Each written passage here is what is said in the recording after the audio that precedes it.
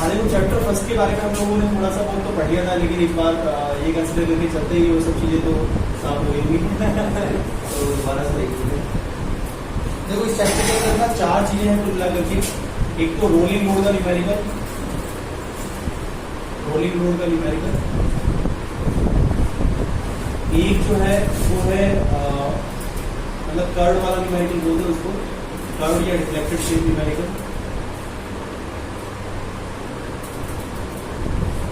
और एक ये थ्योरी चीज है जिसमें आपको या तो आईएलडी के बारे में पूछता है कि आईएलडी की डेफिनेशन क्या है, या फिर रूलर बेस लॉ प्रिंसिपल जो है इसकी डेफिनेशन के बारे में। ठीक है ना, करना कुछ भी नहीं है, एक एक चीज को समझते हुए चलना। जैसे ये सबसे पहले तो जैसे आईएलडी की फुल फॉर्म क्या है और इसकी डेफिनेशन अगर आती है what do you mean bye ILD ना।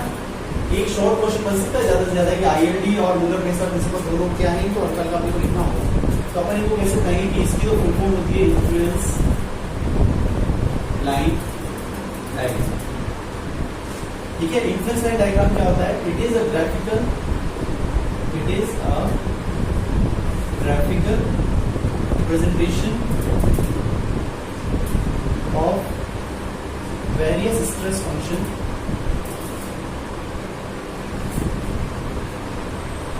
like shear force, bending moment, deflection, etc. in case of moving load या in case of running load या फिर इवन से moving load। मतलब वो लोड जो कंटिन्यूसली अपनी पोजीशन को चेंज कर रहा है, अगर उसका ऑर्डिनेट डायग्राम आप बनाओगे तो ऑर्डिनेट डायग्राम उसका क्या कहलाएगा? ऑर्डिनेट डायग्राम जो कहलाएगा। जैसे इसको एक एग्जांपल समझते हैं। अभी तक अपने जो भी लोड पढ़े थे उन लोड में क्या होता था कि लोड जो होता था स्टैटिक लोड होता था। स्टैटिक लोड जैसे बिल्डिंग का कोई लोड है, मान लो बिल्डिंग में यहाँ पे 10 किलो का लोड लग रहा है, कोई सिंपली सपोर्टेड बिल्डिंग, तो इसका आपने को बीएमडी एसएफटी डिफ्लेक्शन वगैरह सब कुछ आता था, कोई दिक्कत नहीं। प्रॉब्लम कहाँ पर है? प्रॉब्लम है अब यहाँ पर इस चैप्टर के अंदर इन्फ्लुएंस लाइन डायग्राम जो चैप्टर है वो चैप्टर की स्टार्टिंग होती है रोलिंग लोड से, यानी कि आपकी बार जो लोड है वो आपका रोल कर रहा है। रोल करने का मतलब होता है कंटिन्यूसली अपनी पोजीशन को चेंज करना।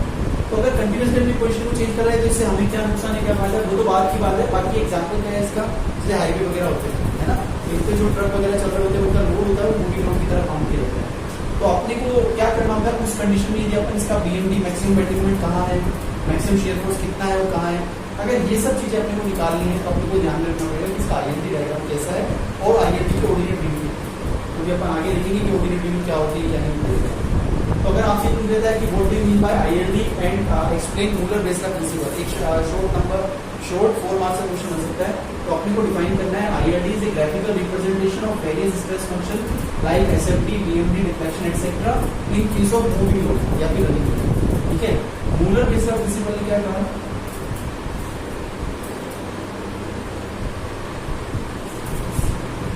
रूलर बेस लॉ प्रिंसिपल जो है वो ये कहता है कि आप क्या करो, रिमूव द रिस्ट्रेंट, रिमूव, ये मैं डायरेक्ट स्टेटमेंट बता रहा हूँ आपको कि वो क्या कह रहा है, remove the restraint and apply unit load दे, एंड अप्लाई यूनिट लोड दे, then the deflected shape of the diagram, then the deflected shape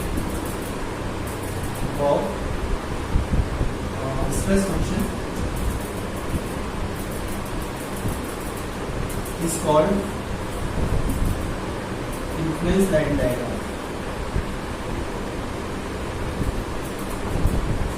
for respective stress function।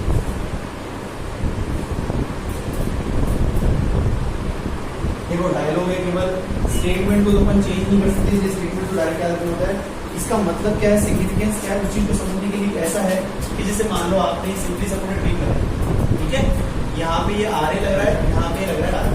अब मान लो आपने को ये बोला गया कि आप आरए के लिए क्या बना के बताओ, आरए के लिए इसको आईएलडी बना के बताओ। ठीक है, तो अपन क्या करते हैं, मूलर बेस लॉ प्रिंसिपल क्या बोल रहा है, रिमूव द रिस्ट्रेंट फर्स्ट, यानी कि जो रिस्ट्रेंट है इसको हटा दो आप, और वहां पर क्या अप्लाई कर दो, यूनिट लोड, यानी कि आरए की जगह आप क्या लगा दो, यहाँ पर 1 किलोमीटर लगा दो। अब अगर आप आरए की जगह 1 किलोमीटर लगाओगे तो आपको लगता है क्या, यहाँ तो सपोर्ट है, यहाँ तो कोई दिक्कत नहीं है, लेकिन यहाँ का सपोर्ट अपन हटा दिया और यहाँ पर अपन नीचे से 1 किलोमीटर लगा दिया, तो ये शेप कुछ ऐसी बनेगी, इसकी रिफ्लेक्टेड शेप। रिफ्लेक्टेड शेप ऐसी तो बनेगी, ये बीम थी, बीम पे मैंने इधर से लोड लगाया तो ये ऐसा हो गया, मतलब इधर से तो ऊंचा हो गया और सपोर्ट पे डिफ्लेक्शन हो नहीं सकता, तो दैट्स व्हाई यहाँ पे 0 हो गया। तो इसको बोलेंगे रिफ्लेक्टेड शेप जो इसकी बनी ना, वो इसका आईएलडी, वही इसका आईएलडी। तो आईएलडी 4 सब दूसरी तरीके से करें तो कैसे कहा जाएगा? तो दूसरे तरीके से समझने की कोशिश करेंगे। अगर अपन ऐसे कहेंगे, मान लो अपनी अब की बार अपने को ILD फॉर RB बनाना है, तो क्या करना है? ILD फॉर RB के लिए अपने को अब की बार B से सपोर्ट हटाना है और B से सपोर्ट हटा करके वहां पे क्या लगा देना है? वहां पे 1 किलोमीटर लगा देना। ठीक है, जब वहां पे 1 किलोमीटर हटाओगे, जब यहाँ पे 1 किलोमीटर बनाएंगे, तो इस बात का मतलब क्या ये नहीं है कि ये सपोर्ट यहाँ से अब की बार उठ जाएगा और यहाँ से 0 रहेगा। तो ये आपका ILD फॉर RB हो गया। ठीक है, अगली बार मान लो अगर आपको पूछे कि बताओ शियर फोर्स कितना होगा, बीच में कोई सेक्शन दे दे और सेक्शन पे शियर फोर्स का पूछे कि शियर फोर्स का ILD कैसा बनेगा, तो ILD फॉर शियर फोर्स के लिए क्या करते हैं, वो आपको ध्यान रखना है कि ILD फॉर शियर फोर्स के लिए अपर पार्ट जो होते हैं वो कंप्रेशन में जाते हैं, बॉटम पार्ट टेंशन में जाते हैं। तो इसके लिए इसका एक फिक्स डायग्राम है कुछ ऐसा। सर अगर ऑर्डिनेट वैल्यू की बात की जाए तो यहाँ 1 होगी और रिड्यूस होते होते वहां 0 हो जाएगी। इधर बात की जाए तो इधर 1 होगी, रिड्यूस होते होते 0 हो जाएगी।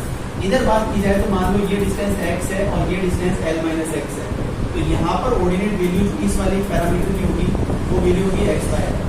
ठीक है, और यहाँ पर जो पैरामीटर की वैल्यू होगी वो होगी L-x बाय।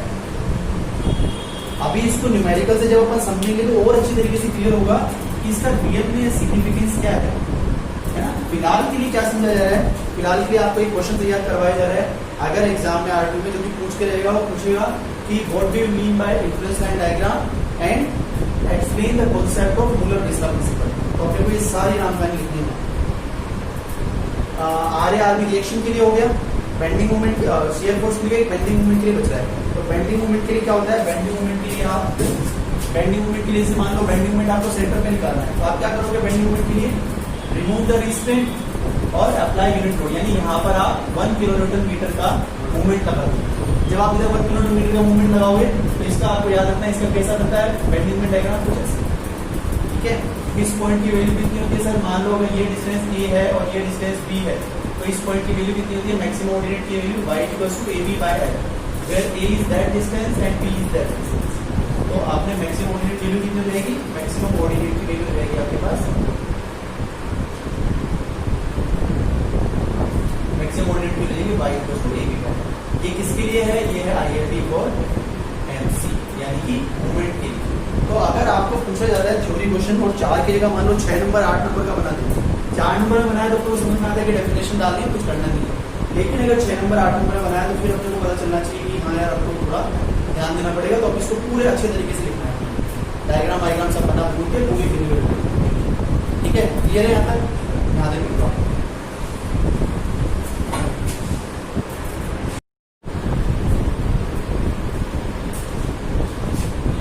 ठीक है, देखते हैं इसको क्या करना है। इसके अंदर ये बोल रहा है कि फर्स्ट क्वेश्चन है राइट मूलर-ब्रेसलाव प्रिंसिपल और यूजिंग इट, इसको यूज करते हुए मूवमेंट की वैल्यू निकालनी है हर 2 मीटर के इंटरवल पर, यानी कि टोटल कितनी बार वैल्यू निकाली, 5 बार।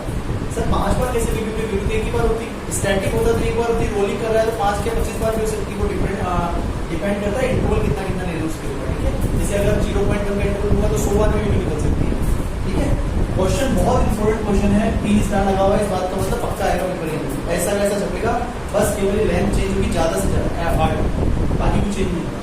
क्वेश्चन को करने का एक स्टाइल है, फिनोमिना उसको सीखना कैसे करना है। सर सबसे पहले क्या करना है, सबसे पहले आपको ये बोल रहा है कि फाइंड मोमेंट एट ए पर मोमेंट निकालना है। और ऐसे समझ लो ये क्वेश्चन अभी आता है, मान लीजिए ऐसे भी बोल रहा है कि RB के लिए भी करना है, ऐसे भी समझ लेते हैं। ठीक है, तो सबसे पहले हमको क्या करना होता है, अपना मूलर-ब्रेसलाव प्रिंसिपल का कॉन्सेप्ट क्या कहते हैं, मूलर-ब्रेसलाव बोलता है सबसे पहले कि आप क्या करो, रिमूव द रिस्ट्रेंट, मतलब आप रिस्ट्रेंट को हटा दो। तो आपने रिस्ट्रेंट को हटा दिया, वहां पे क्या लगा दिया, यूनिट लो, 1 किलोमीटर लगा दिया। अगर अपन ने इस पर 1 किलोमीटर लगा दिया, ठीक है, तो RB की वैल्यू कितनी होगी, कुछ सोचने वाली बात है, क्योंकि जब अपन ने 1 किलोमीटर लगाया तो RB की वैल्यू कितनी है, 1 किलोमीटर, तो सीधी सी बात। मतलब अपने को क्या करना है, अपने को कोई पर्टिकुलर एक सेक्शन लेना है और उस सेक्शन के ऊपर मूवमेंट कैलकुलेट करना है। मूवमेंट के से मान लो ये डिस्टेंस x मीटर, ठीक है। अगर मैं आपको बोलूं कि x एक्सिस सेक्शन, ये जो x एक्सिस सेक्शन है इस पर मूवमेंट कितना होगा, movement x section x x, तो आपका जवाब क्या होगा कि सर ऑब्वियस सी बात है, मूवमेंट अगर आप उस पर पूछोगे तो क्या बताएंगे हम, 1 × x by force into perpendicular distance equals to movement ना। तो अगर मूवमेंट पूछा जाएगा तो आप बोलोगे 1 × x, लेकिन मैं कहूँगा कि ये एंटी क्लॉकवाइज डायरेक्शन जा रहा है तो आप इसको इसकी माइनस लिख सकते हो। अब ये स्टेटमेंट क्या होता है, स्टेटमेंट कहता है कि EI d2y/dx² is equal to minus of mx। ये स्टेटमेंट है प्योर बेंडिंग का, ये आपको याद रखना है। ये d2y/dx² माइनस mx। अब अगर ये आपसे बोला जाए कि ये d2y/dx² में वैल्यू रखो तो माइनस mx की जगह माइनस x रखोगे तो प्लस का x हो जाएगा, प्लस का x। ठीक है, अब आप इसको इंटीग्रेट कर दो ऑन इंटीग्रेटिंग इट। जब आप इसको इंटीग्रेट करोगे तो क्या बनेगा, ei dy/dx is equal to x का इंटीग्रेशन कितना होगा, x²/2। और क्योंकि अपने को लिमिट नहीं पता तो एक अननोन कोएफिशिएंट जाएगा तो वो कितना हो जाएगा, +c। ठीक है, अब आपको दो बातें याद रखनी है यहाँ से। एक नोट में आपको बता रहा हूँ, अगर आपको ये याद है तो क्वेश्चन में कोई दिक्कत नहीं आएगी कि x बराबर जब आप l रखोगे तो डिफ्लेक्शन और स्लोप, ये dy/dx क्या होता है, स्लोप। x बराबर जब आप l रखोगे, x अपन ने इसको माना है, जब x को l बना दूंगा मतलब मैं यहाँ पे पहुंच जाऊंगा और फिर सपोर्ट पे स्लोप होता नहीं है, 0 होता है, तो dy/dx कितना, 0। तो x बराबर l पर dy/dx बराबर 0 रख के आप यहाँ से किसकी वैल्यू निकाल सकते हो, c1 की। कैसे निकालें सर, ei dy/dx बराबर 0 रख दो, x की जगह l रखा तो l² + c1, ये तो पूरा 0 हो जाएगा। तो 0 बराबर l² + 2 + c1। तो c1 की वैल्यू क्या, माइनस का l² / 2 आ गई। कैसे, ये सुन लो आ गई। इसके बाद क्या करना है अपने को, इसके बाद में जो अपनी कंडीशन आई है, ये वाली इक्वेशन नंबर 1 या 2 जो भी कहना चाहिए, इस बात को कह लो। तो इसको एक बार फिर से इंटीग्रेट कर दो on again integrating equation number 2। जब आप इसको वापस से इंटीग्रेट करोगे तो कितना बन जाएगा, ei कैसा dy/dx कितना बन जाएगा, y is equal to x²/2। तो x² का इंटीग्रेशन x³ / 3 और 1/2 ऑलरेडी प्लस c1। तो c1 का हो जाएगा c1x प्लस c2। अब आपको ध्यान रखना है कि c1 की वैल्यू अपन निकाल चुके हैं, तो ei × y बराबर x³ / 6 प्लस c1 की वैल्यू l² / 2 माइनस का × x प्लस c2। अब अगर आपको सेकंड बाउंड्री कंडीशन लगानी है तो सेकंड बाउंड्री कंडीशन के लिए अगर मैं आपको ये बोलूं कि x बराबर 0 पर क्या आप लिख सकते ऐसा होगा, चलो जो भी है देखते हैं, है ना। ये c1 आ गया था, जैसे मोमेंट के लिए क्या करना है अपने को, उठाना है उसको, उसमें वैल्यू पुट करनी है। तो ei dy/dx is equal to x²/2 minus l²/2। Okay, c1 की जगह वैल्यू डालोगे ये होगा। इसके बाद में इस चीज को अपन क्या बोलते हैं, इस चीज को अपन बोलते हैं पाई x से, क्या बोलते हैं, पाई स्लोप। और ये है x²/2 माइनस l²/2। ei से डिवाइड कर दोगे आप, इधर बचेगा पाई x से, तो कितना गया, 1/ei × x²/2 माइनस l²/2। अब अगर आपको ये बोला जाए कि पाई a निकालो, तो पाई a के लिए क्या करना है, मैंने आपको बता रखा है a के लिए क्या करना है, x बराबर 0 पुट कर देना। जैसे आप इसमें x बराबर 0 पुट करोगे तो पाई a कितना जाएगा, 1/ei × माइनस का l²/2। तो मतलब माइनस का l²/2 ये है, l² ऊपर जाएगा, 2 ये नीचे जाएगा। तो मूवमेंट के लिए क्या फॉर्मूला है, जैसे अभी मैंने थोड़ी देर पहले आपको रिएक्शन के लिए फॉर्मूला बताया, yxa/ya, है ना, y मतलब yxb/ybt। वैसे यहाँ पे फॉर्मूला होता है कार्तिक, yxa/ya। yxa कहाँ पे है सर, ये रहा yxa, तो 1/ei x²/2 माइनस l²/2। और phi a कहाँ है सर, ये रहा माइनस का l²/2ei। क्या है, ei से ei कट गया, तो क्या ऐसा होगा, x²/2 माइनस l²/2 और इनटू माइनस का 1/l²। सही बात है, अंदर मल्टीप्लाई करा लो तो माइनस का x²/2l² और माइनस माइनस प्लस हो जाएगा 1/2। ये आपका मूवमेंट का वैल्यू है। अब आपको हर 2 मीटर पे ऑर्डिनेट वैल्यू चाहिए, तो ऑर्डिनेट वैल्यू के लिए आपको क्या करना है, हर 2 मीटर पर वैल्यू डाल देंगे। 2 मीटर पर वैल्यू डाल, तो 2 मीटर पर वैल्यू कैसे डालते हैं सर, इधर लिखोगे आप x, इधर लिखोगे आप 1। तो एक बार 0 पे निकालना है, एक बार 2 पे निकालना है, एक बार 4 पे निकालना है, एक बार 6 पे निकालना है, एक बार 8 पे निकालना है, 10 पे निकालने की जरूरत ही नहीं है। क्यों सर, क्यों नहीं है, क्योंकि 10 पे अपने को पता है कितनी आने वाली है। अच्छा, वो तो रिएक्शन है ना। चलो 10 पे भी निकाल लेंगे, तो कितनी आएगी वो देखेंगे। अब 0 रखोगे, इसमें 0 रखोगे x की जगह, तो ये खत्म, वैल्यू कितनी है, 0.5। जब 2 रखोगे, एंड a में 2 रखोगे x की जगह, तो माइनस का 2 का स्क्वायर इंटू 2l। l कितना है कार्तिक, ये पूरी लेंथ 10 मीटर, तो 10 का स्क्वायर प्लस 1/2, तो कितना जाएगा, माइनस का -2/100, तो -2/100 हुआ, माइनस का 0.02 प्लस 1/2 यानी 0.5, तो 0.48 आ जाएगा। ठीक है, ऐसे ही आपको x बराबर कितना रखना है, 4 रखना है। ऐसे ही आपको x बराबर 6 रखना है, x बराबर 8 रखना है। जब 4 रखोगे तो ये बन जाएगा माइनस के 4 का स्क्वायर बाय 2 इंटू 10² प्लस 1/2, जब 6 लगोगे तो हो जाएगा माइनस के 6 square by 2 into 10 square plus 1 by 2, मतलब वैल्यू डाल रहे हैं बस और कुछ भी नहीं कर रहे। 8 square 2 into 10 square plus 1 by 2, सारी वैल्यूज आ जाएंगी। इन सारी वैल्यूज को उठाओगे यहाँ रखोगे, पूरे के पूरे 8 ऊपर आ गए, कुछ भी नहीं करना, पूरे के पूरे 8 ऊपर आ गए, बस इतना सा कार्य करना, कहानी खत्म। ठीक है, ओके चलो।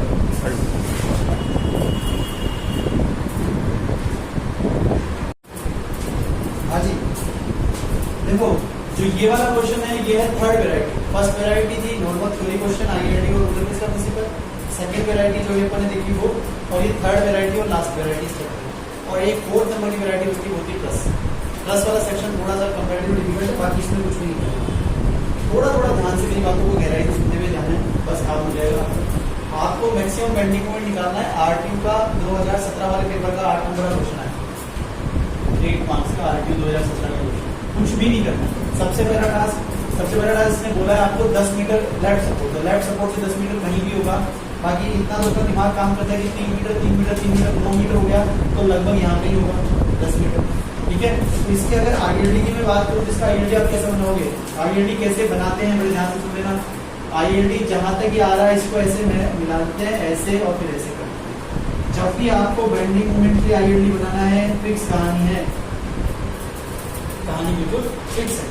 ठीक है, लेकिन ये नीचे इसके कुछ भी नहीं लिखना है, वो इसलिए क्योंकि अभी डिस्टेंसेस का बहुत लंबा चौड़ा खेल चलेगा, इसलिए ये आईएलडी फॉर बेंडिंग मोमेंट है, आपको वैसे ध्यान रखना है। ओके, अब आपको यहाँ पे तो पता है ये डिस्टेंस, तो आपको पता है ये डिस्टेंस कितनी है 10 मीटर, क्योंकि इसने बोला है 10 मीटर पे।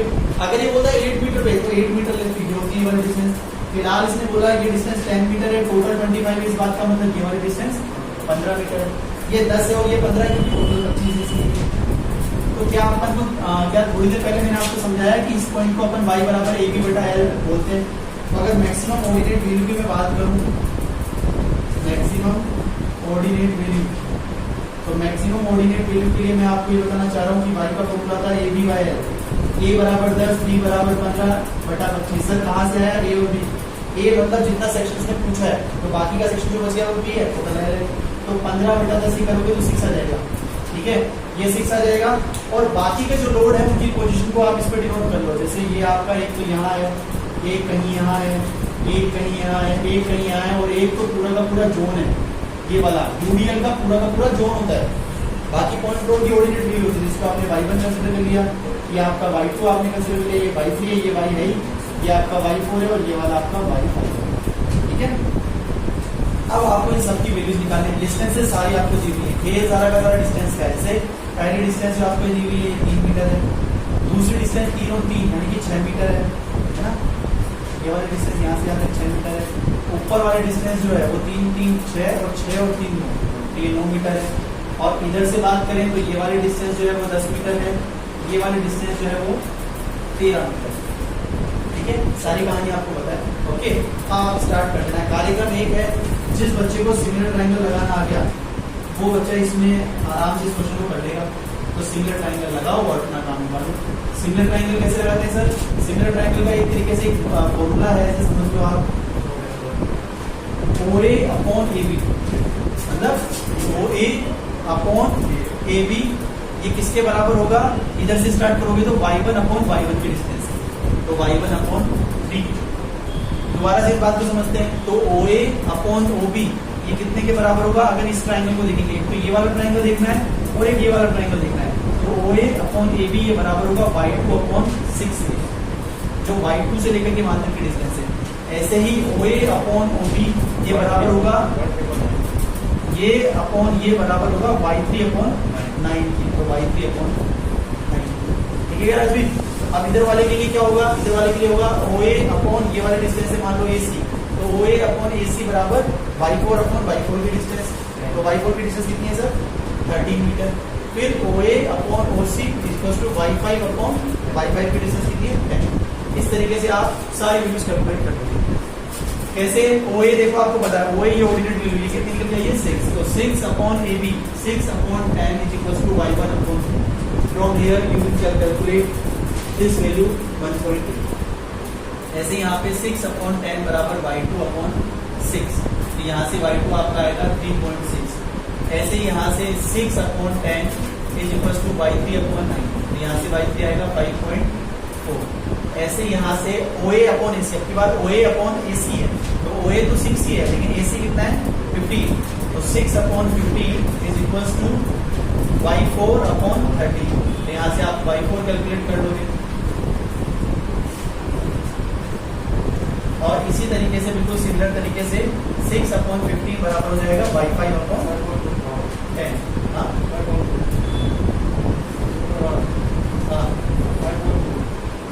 5.2, ओके, और ये आपका आया 4। ठीक है, तो क्या आपने को ये सारी ऑर्डिनेट वैल्यू पता चल गई? अपना एक ही टारगेट है इस क्वेश्चन में जो वो ये है कि y1, y2, y3, y4, y5 इन सब की वैल्यू निकालना। ये प्रॉपर्टी सीखने की सिमिलर ट्रायंगल कैसे लगाते हैं, बाकी सब कुछ जिससे आपको हमेशा सारी दी हुई होगी, आपका ओरिजिनल क्वेश्चन खत्म। बस समझना है ये अपॉन ये बराबर ये अपॉन ये, फिर ये अपॉन ये बराबर y2 अपॉन ये, फिर ये अपॉन ये बराबर y3 अपॉन ये, हो गया आपका, कुछ करना ही नहीं। ठीक है क्या? इस तरीके से आपने सारी वैल्यूज निकाली। अब आपको फाइनली मैक्सिमम बेंडिंग मोमेंट का फॉर्मूला लगा देना। मैक्सिमम बेंडिंग मोमेंट का कोई विशेष फॉर्मूला नहीं है, ordinate value into load value. जैसे 4 वाले के नीचे जो ऑर्डिनेट वैल्यू है वो कितनी है y1, दूसरे 4 वाले के नीचे वैल्यू है y2, तीसरे 4 वाले के नीचे वैल्यू y3, चौथे 4 वाले के नीचे y4, और पांचवा वाला जो है वो यूडीएल है, तो यूडीएल में एरिया ऑफ आइडेंटिटी लेना है। बस इतना सा डिफरेंस है, बाकी जगह लोड इनटू ऑर्डिनेट वैल्यू और यूडीएल में एरिया ऑफ आइडेंटिटी लेना है। तो सारी वैल्यूज आपको पता है, जैसे 4 इंटू y1 1.8 है, फिर 4 इंटू 3.6 है, फिर 4 इंटू 5.4 है, 4 इंटू 5.2 है, plus area of identity. Area कैसे निकालेंगे इसका? 1/2 इंटू बेसिक हाइट, तो बेस तो कितना है 10 और हाइट कितनी है y5, तो 1/2 इंटू बेस तो हो गया 10 और हाइट है y5 यानी कि। आप इन सबको कैलकुलेट कर लीजिए, जो आपका आता है वही आपका आंसर होगा।